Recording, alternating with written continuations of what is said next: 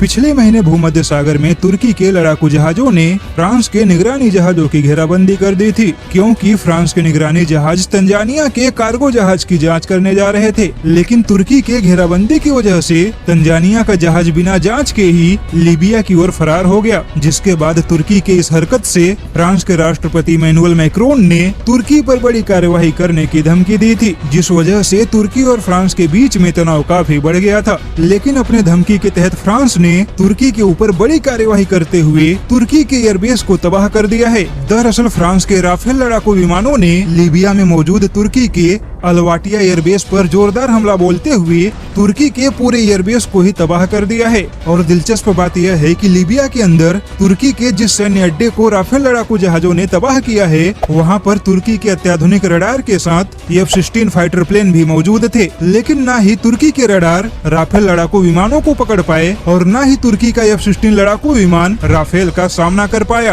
केवल एक Rafale fighter plane के सामने तुर्की की सारी ताकत धरी की धरी रह गई। न्यूज एजेंसी अल जजीरा के मुताबिक लीबिया के अलवाटिया एयरबेस पर तुर्की के ड्रोन, अत्याधुनिक रडार और F-16 फाइटर प्लेन मौजूद थे, जो राफेल के हमले में पूरी तरह से तबाह हो गए। ऐसे में फ्रांस ने तुर्की से न केवल बदला लिया है, बल्कि दुनिया को अपने राफेल लड़ाकू जहाजों की ताकत भी दिखा दी है। दरअसल लीबिया के अंदर तुर्की की मौजूदगी को लेकर फ्रांस ने कई बार चेतावनी दी थी, लेकिन तुर्की बार बार फ्रांस की चेतावनी को नजरअंदाज करता रहा और तुर्की ने भूमध्य सागर में फ्रांस के निगरानी जहाजों की घेराबंदी करके सीधे फ्रांस को ही चुनौती दे दी। लेकिन अब फ्रांस ने तुर्की के एयरबेस को तबाह करके संकेत दे दिया है कि अगर तुर्की और भी उकसाने वाला काम करेगा तो फ्रांस तुर्की के ऊपर इससे भी बड़ा एक्शन ले सकता है। वैसे देखा जाए तो इस खबर से भारत को काफी संतोष मिलेगा, क्योंकि तुर्की को न केवल करारा जवाब मिला है, बल्कि राफेल की शानदार क्षमता देखने के लिए मिली है। और यही राफेल भारत को भी मिलने वाला है, जिसे देख यकीनन चीन और पाकिस्तान के पसीने छूट जाएंगे।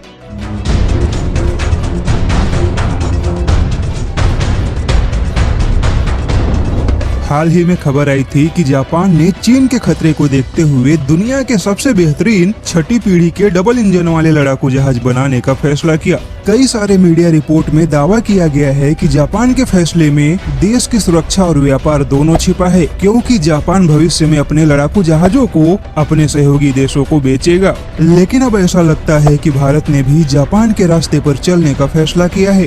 द हिंदू की रिपोर्ट के मुताबिक मोदी सरकार और DRDO ने भारतीय नेवी को ताकतवर बनाने के लिए बहुत बड़े पैमाने पर डबल इंजन वाले एयरक्राफ्ट बनाने का फैसला किया है। भारत में बनने वाला यह एयरक्राफ्ट MiG-29 की जगह लेगा। बता दे कि भारत का तेजस लड़ाकू जहाज सिंगल इंजन वाला एक हल्का लेकिन दमदार लड़ाकू विमान है। रिपोर्ट के मुताबिक मौजूदा समय में भारत के पास INS विक्रमादित्य एयरक्राफ्ट कैरियर है और अगले 18 महीनों में INS विक्रांत भी भारतीय नौसेना में शामिल हो जाएगा। और इसी के साथ भारत एयरक्राफ्ट कैरियर के मामले में चीन की बराबरी भी कर लेगा। हालांकि नए विक्रांत एयरक्राफ्ट कैरियर पर MiG-29 की तैनाती की जाएगी, लेकिन अगले 12 सालों में MiG-29 को सेवा मुक्त भी कर दिया जाएगा। ऐसे में सरकार ने MiG-29 की जगह लेने के लिए किसी और देश से फाइटर प्लेन खरीदने के बजाय अपने ही देश में डबल इंजन का लड़ाकू जहाज बनाने का फैसला किया है। DRDO ने कहा है कि 2024 तक वह डबल इंजन वाले लड़ाकू जहाज की टेक्नोलॉजी, रडार सिस्टम और ताकतवर इंजन का टेस्ट पूरा कर लेगा,